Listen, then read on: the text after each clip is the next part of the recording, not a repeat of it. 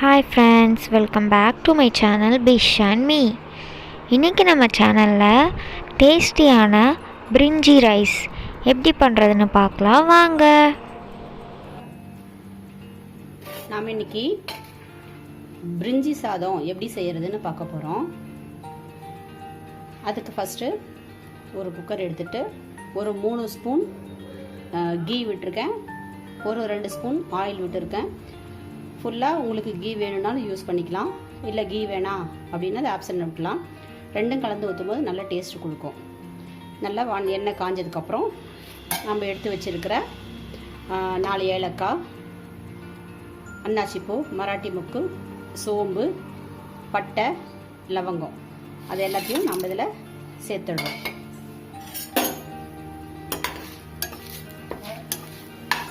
பிரிஞ்சி சாதம் அப்படின்னு சொல்லும்போது பிரிஞ்சி இலை ஒரு 2 இலை எக்ஸ்ட்ரா சேர்த்தாதான் அதனுடைய ஸ்மெல் நல்லாயிருக்கும். இதுக்கு வேறு எதுவும் சேர்க்க தேவையில்லை. இது மட்டும் நல்லா எண்ணெயில் காஞ்சி கொஞ்சம் வெடிக்க ஆரம்பித்ததுக்கப்புறம் ஆனியன் சேர்க்கணும். வேறு மசாலா செலவுலாம் சேர்த்தோம்னா நம்ம பிரியாணி மாதிரி ஆகிடும். ஸோ அதையெல்லாம் சேர்த்தக்கூடாது. இது மட்டும் சேர்த்துட்டு ஆனியன் பாருங்கள், ஒரு 2 ஆனியன், நான் மீடியம் சைஸ் ஆனியன் 2 கட் பண்ணி வச்சுருக்கேன், அதை ஆட் பண்ணிக்குவோம். இதுக்கு தக்காளி அதிகப்படியாக சேர்த்தக்கூடாது. அதிகப்படியாக சேர்த்தும் போது அது வெஜிடபிள் ரைஸ் ஆர் பிரியாணி அந்த மாதிரி ஆகிடும்.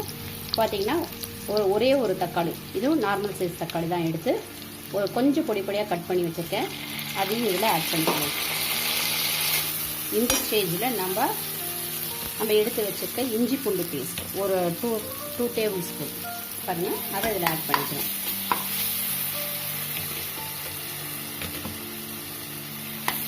ஒரு 2 டேபிள் ஸ்பூன் இஞ்சி பூண்டு பேஸ்ட்டு போதுமானது.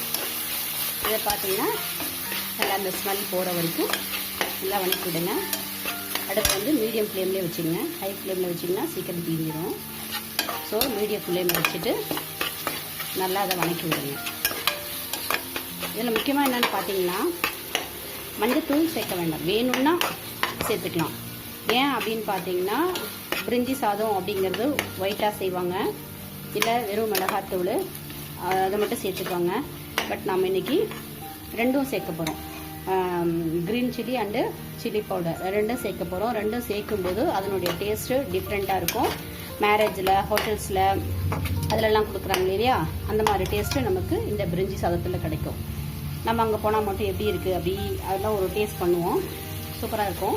அந்த மாதிரி நம்ம சொல்கிற மெத்தடில் இப்போ செஞ்சு பாருங்கள்.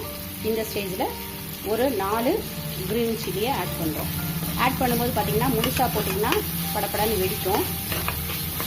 அதனால் கொஞ்சம் கீறி விட்டு போடுங்க. ஃபஸ்ட்டு எடுத்த உடனே கூட போடலாம், அப்படி போடும்போது சீக்கிரமாக வெந்துடும், ரொம்ப நமக்கு காரம் கொடுக்கும். ஸோ இந்த ஸ்டேஜில் போடும்போது அதனுடைய தன்மை மாறாமல் அழகாக க்ரீனிஸாக இருக்கும். அது கொஞ்சம் வணக்கிட்டு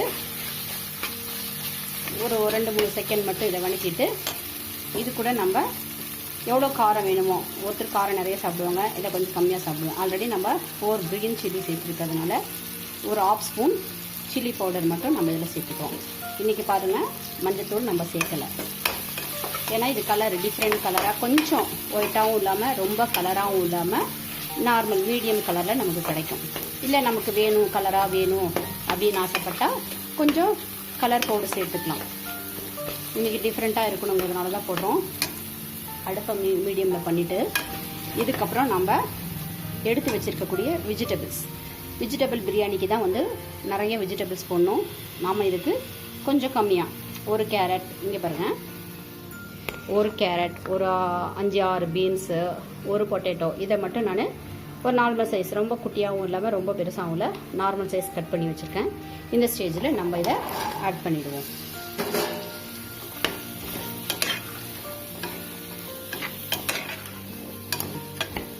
நான் பீஸ் பட்டாணி எடுத்து நைட்டே ஊற வச்சு கொஞ்சம் வேக வச்சுருக்கேன். வேக வைக்காமல் போட்டோம்னா அது வேகிறதில்லை. சம்டைம்ஸ் ரைஸ் நல்லா வெந்துடுது, பட்டாணி வேகிறதில்ல. ஸோ நான் கொஞ்சம் 3/4 வேக்காடு வேக வச்சு எடுத்து வச்சுருக்கேன்.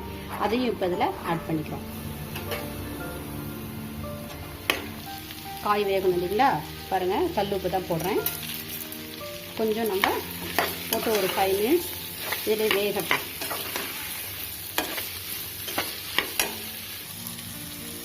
இப்போ பார்த்தீங்கன்னா நம்ம சால்ட்டு போட்டு ஒரு 5 மினிட்ஸ் பாயில் பண்ணிட்டோம். இந்த ஸ்டேஜில் நம்ம எடுத்து வச்ச அரிசி, நார்மலாக பார்த்தீங்கன்னா பாஸ்மதி ரைஸ், பிரியாணி அரிசி அந்த மாதிரி செய்வாங்க. இன்றைக்கி நான் நார்மலாக யூஸ் பண்ணுற சாப்பாட்டு அரிசி தான் போடுறேன். இப்படி இந்த மாதிரி செய்யும்போது அரிசி உடையாது, நம்மளுக்கு சாதம் பளபளன்னு வரும். அதனுடைய உப்பு காரம் எல்லாம் இறங்கி நமக்கு இதாக கிடைக்கும். ஸோ இந்த மாதிரி இந்த அரிசியை நம்ம சாப்பாட்டு அரிசியிலே செஞ்சு பாருங்கள், அது நல்லாயிருக்கும். ஏன் இப்படி போடுறோம் அப்படின்னு பார்த்தீங்கன்னா, அந்த எசன்ஸ் எல்லாம் இந்த ரைஸில் நல்லா அப்சர்வ் ஆகிட்டு நமக்கு ஒரு நல்ல டேஸ்ட்டை கொடுக்கும். பிரிஞ்சி ரைஸ் பார்த்தீங்கன்னா நல்லா பளபளன்னு நமக்கு கிடைக்கும்.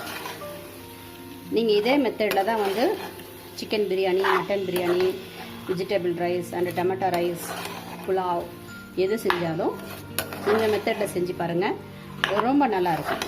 ஒரு 5 மினிட்ஸ் மட்டும் இந்த மாதிரி அந்த எசன்ஸ்லேயே இந்த அரிசி வந்து வணங்குற மாதிரி ஒரு 5 மினிட்ஸ் மீடியம் ஃப்ளேமில் வச்சு ஒரு 5 மினிட்ஸ் நல்லா பாயில் வேகட்டும், அப்படி இருக்கட்டும். இப்போ பார்த்தீங்கன்னா ரைஸ் போயிட்டு ஒரு 5 மினிட்ஸ் ஆகிடுச்சு. இப்போ நமக்கே தெரியும் பாருங்கள், ஓரளவுக்கு அது குக் ஆகிட்டுருக்கு. இந்த ஸ்டேஜில் நம்ம தேங்காய் பால், இது நான் பார்த்தீங்கன்னா இந்த டம்ளரில் 2 டம்ளர் அரிசி போட்டிருக்கேன். ஸோ இதே டம்ளரில் நம்ம மெஷர் பண்ணிக்கோம். ஒரு ஆஃப் கோகனட், அதாவது அரை மூடி தேங்காய் எடுத்து தேங்காய் பால் 2 டைம் ஆட்டி அந்த பாலை எடுத்திருக்கேன். இப்போது இதை ஆட் பண்ணிக்குவோம். வெறும் தேங்காய் பால் எல்லாரும் சொல்லுவாங்க 1 டைம் எடுத்தால் போதும், நல்லா கெட்டியாக ஊற்றணும் அப்படின்னு சொல்லுவாங்க. 2 டைம் நம்ம தேங்காய் பால் எடுக்கும்போது அந்த தேங்காய் இருக்கிற பால் எல்லாமே வந்துடும் நமக்கு. ஸோ 2 டம்ளர் அரிசிக்கு 4 டம்ளர் தண்ணி நம்ம ஊற்றணும். 2 டம்ளர் பால் கிடைச்சிது. அதுக்கப்புறம் அதுலேயே கொஞ்சம் தண்ணி ஆட் பண்ணி நான் ஊற்றுறேன். 1 டம்ளர் தண்ணி,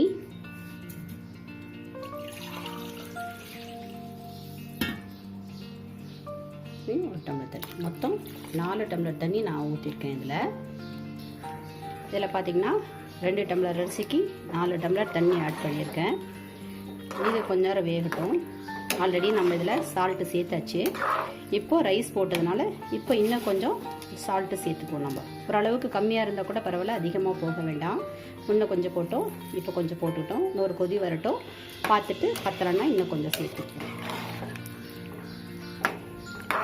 இது தேங்காய் பாலில் செய்யும்போது கொஞ்சம் ரிச்னஸ் அதிகமாக கிடைக்கும், டேஸ்ட்டும் அதிகமாக இருக்கும். ஃபுல்லாக ஒரே தேங்காவை எடுத்து ஃபுல்லாக தண்ணி ஊற்றாமல் தேங்காய் பாலில் மட்டுமே செஞ்சால் நம்மளால் ஃபுல்லாக சாப்பிட முடியாது, திகட்டி போயிடும். ஸோ 2 கிளாஸ் தேங்காய் பால், 2 கிளாஸ் தண்ணி எடுத்துக்கணும். அதே மாதிரி ஃபுல் அண்ட் ஃபுல் கீயில் செய்யும்போதும் திகட்ட ஆரம்பிச்சிடும். பெரியவங்க வயசானவங்களுக்கெல்லாம் கொடுக்க முடியாது. ஸோ கொஞ்சம் கீ, கொஞ்சம் ஆயில் அந்த மாதிரி சேர்க்கும்போது கொஞ்சம் டேஸ்ட்டு நல்லாயிருக்கும், எல்லோரும் சாப்பிட்லாம். சரிங்களா? இந்த ஸ்டேஜில் நம்ம எடுத்து வச்ச லெமன், ரைஸ் போட்டதுக்கப்புறம் தான் லெமன் போடணும். ஒரு ½ லெமன் எடுத்து வச்சுருக்கேன். அதுலேருந்து கொஞ்சம் நம்ம இந்த ரசத்தை மட்டும் கொஞ்சம் பிடிஞ்சிடுவோம். எதுக்காக அப்படின்னா, சாதம் பார்த்திங்கன்னா ஒன்றோட ஒன்று ஒட்டாது, கொஞ்சம் புளிப்புத்தன்மை. ஏன்னா நம்ம டொமேட்டோ வந்து ஒன்று தானே சேர்த்துருக்கோம். கொஞ்சம் புளிப்புத்தன்மைக்காக ஃபுல்லாக புளிய வேண்டாம், ஒரு அளவுக்கு இருந்தால் போதும்.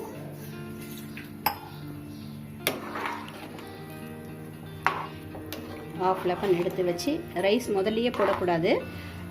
ரைஸ் போட்ட உடனே தண்ணி லெமன் சேர்க்க வேண்டாம். ரைஸ் போட்டு ஒரு 2 செகண்ட் 3 செகண்ட் ஆனதுக்கப்புறம் லெமன் ஜூஸ் ஆட் பண்ணால் போதுமானது. இது அப்படியே இருக்கட்டும். ரைஸ் போட்டு பாருங்கள், ஒரு 5 மினிட்ஸ் ஆகிடுச்சு. நம்ம குக்கர் போட்டு மூடி போட்டு மூடலை.